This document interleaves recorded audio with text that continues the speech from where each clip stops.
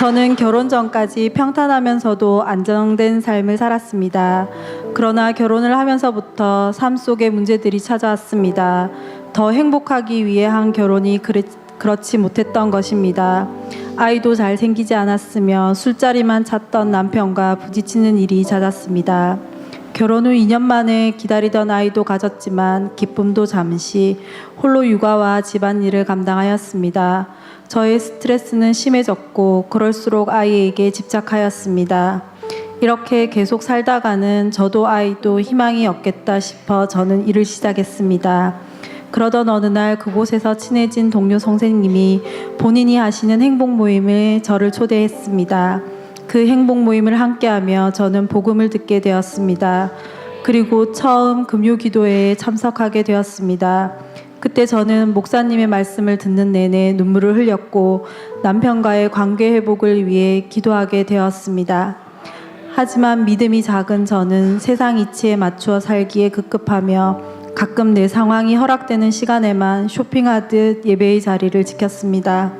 이렇게 부족한 모습으로 교회 생활을 했기에 우여곡절도 많았지만 포기하지 않으시는 하나님의 은혜로 저는 2016년 가을 양육을 받을 수 있었습니다. 양육 훈련을 받던 중 아파트 같은 라인에 사는 학부모로부터 사기를 당하는 일이 있었습니다. 상상도 할 수 없었던 일을 겪으며 평범하게 사는 것이 얼마나 큰 기적인지 모른다는 행복 모임 속 말씀이 떠오르며 절감하였습니다. 사이가 좋지 않던 남편과 이 문제로 크게 싸울 것을 생각하니 잠을 이룰 수 없었습니다. 그래서 저는 문제를 두고 기도했습니다. 그랬더니 제 걱정과는 다르게 신랑은 함께 해결하자고 오히려 저를 위로해 주었습니다. 하나님께서는 이 일을 통해 기도 응답을 경험케 하시며 문제를 만나도 딛고 일어설 수 있는 방법을 깨닫게 하셨습니다. 그리고 그동안 미워만 했던 남편을 돌아보게 하시고 한 번도 하지 않았던 미안하단 말을 하며 사과하게 하셨습니다. 그렇게 은혜로운 양육을 시작으로 제자학교, 제자대학 1학기 훈련을 수료했습니다. 하지만 시간이 지나면서 도우시는 하나님에 대한 감격이 무뎌지고 다른 사람의 간증을 들으면서도 도전받지 못했습니다. 이 정도면 됐지, 내가 할 수 있는 것만 하자, 나는 저건 못해라며 말도 안 되는 교만 속에 갇혀 있었습니다. 먼저 그의 나라와 의를 구하라는 주님 말씀 안에 거하기보다는 여전히 나 자신이 먼저였으며 육의 평안을 쫓던 저는 진심으로 말씀으로 다루어지길 다시 한번 결단하고 2학기 훈련에 도전했습니다. 제자대학 2학기 훈련은 토요일 저녁 시간이었기에 시작 전부터 남편의 눈치를 봐야 했습니다. 저는 환경이 열리기를 간절히 기도했습니다. 좋으신 하나님께서는 남편의 마음을 만지시어 토요일 저녁 시간에 마음 편히 훈련받을 수 있도록 응답해 주셨습니다. 또 이번 훈련을 시작하며 개인적으로 가졌던 토요일 저녁 시간에 있는 모임에 당분간 나가지 않기로 했습니다. 그런데 한 가지 1년 전부터 예정되어 있었던 모임에서 20주년 기념여행을 못 가겠다는 말은 하기가 좀 어려웠습니다. 그래서 저는 기도로 지혜를 구하였고 여행을 지장해 주지 않도록 맡은 것을 잘 준비해 두고 여행을 가지 못한다고 훈련이 끝나면 그때부터 함께 하겠다고 말했습니다. 제가 그럴 수 있었던 것은 예배와 훈련, 교회의 일이 우선순위가 되어졌기 때문입니다. 이렇게 사는 것이 자연스러워진 것은 훈련의 결과입니다. 저는 경험이 되어지는 이런 일들을 통해 모든 것을 예비하시고 부르시는 주님을 확신하게 되었습니다. 이후 저는 제 삶의 방향을 바로잡아 갈 수 있었습니다. 이것은 말씀과 훈련의 유익이라는 것을 깨달으며 위대한 부르심에 순종하는 사람은 부족하여도 위대하게 쓰신다는 말씀 앞에 그렇게 되기를 소망하게 되었습니다. 그리고 순종하는 마음으로 새벽 기도를 도전하였습니다. 처음에는 마음 먹은 대로 새벽에 일어나는 것이 쉽지 않아 번번이 실패했습니다. 또 겨우 일어났던 어떤 날은 폭설로 경산에서 교회까지 움직이지 못하는 경우도 있었습니다. 저는 제가 계획적이고 부지런한 사람이라고 생각했습니다.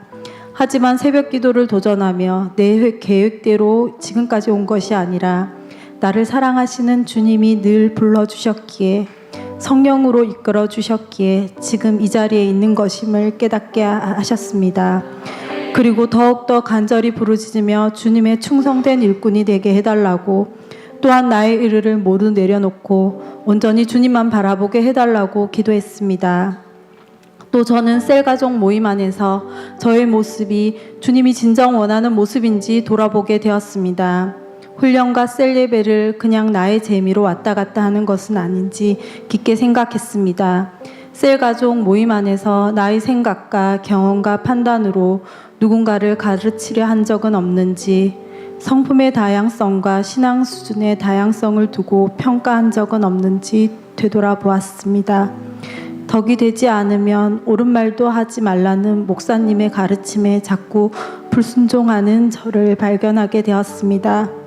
훈련을 받을수록 나도 알지 못했던 나란 사람의 타고난 됨됨이가 들켜졌습니다. 훈련 중에 99.9%의 순종은 100%의 불순종이라는 말에 저는 적지 않은 충격을 받았습니다.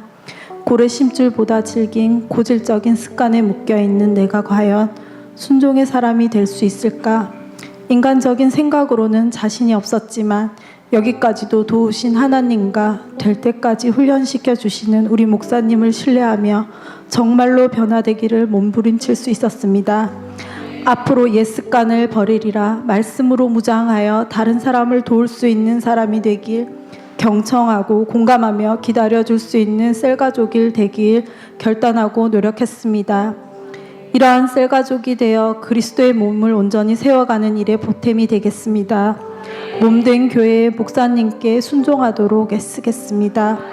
이 모든 것이 영혼을 품고 섬기기에 불필요한 내 안의 불순물을 제거하고 또 필요한 것들을 갖추게 하시려는 것임을 믿습니다. 또 이 학기 동안 행복모임에 열리게 하신 하나님께 감사드립니다. 행복모임 인도를 하며 저는 은혜가 머물러 있지 않고 흘러 영혼에 전달되기까지 간절히 기도하게 되었습니다. 그러면서 영혼에 대한 애타는 마음과 사랑하는 마음이 더 깊어진 것 같습니다. 우리가 알거니와 하나님의 사랑하는 자, 곧 그의 뜻대로 부르심을 입은 자들에게는 모든 것이 합력하여 서를 이루니라. 로마서 8장 28절 말씀. 아멘. 하나님께서는 이 훈련을 통해 내가 애써 되는 것이 아니라 마음을 내고 기도하며 성령의 님의 인도하심에 순종하여 되어지는 것들을 많이 경험하게 하셨습니다. 또한 홀미든 가정에서 저를 작게는 가정의 선교사로 부르시고 계심을 알게 하셨습니다. 부족한 저를 이 자리까지 오게 하신 이유가 반드시 있다고 믿습니다. 복음을 전하는 것에 부족함이 없도록 신앙의 품격을 갖추어 가겠습니다. 하나님 말씀이 즐거운 제자가 되겠습니다. 나 중심적인 삶에서 하나님 중심적인 삶으로 변화되길 몸부림치겠습니다. 변하지 않으려는 저를 훈련의 자리까지 불러주시고 깨우쳐 주시는 목사님 진심으로 감사드립니다. 목사님과 같은 말, 같은 마음, 같은 뜻으로 같은 열매 맺기까지 나아가는 제자가 되겠습니다. 저를 부르신 이유가 분명히 있다고 말씀하여 주시고 늘 용기 주시며 새 삶을 허락하신 하나님 아버지께 이 모든 영광 올려드립니다.